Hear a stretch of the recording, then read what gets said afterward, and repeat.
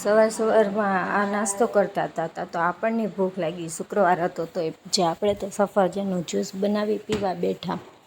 તો આ કે એકલા ન પી, મને દે, મારે કે એનર્જી લેવી છે.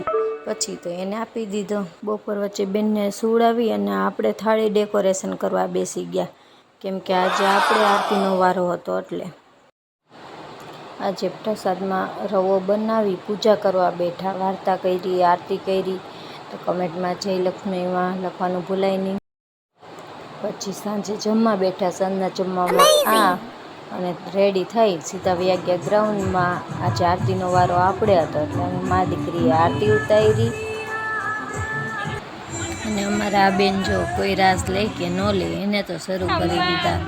ફૂલ એન્જોય કરી. એને તો બહુ મજા આવી રાસ લેવાની.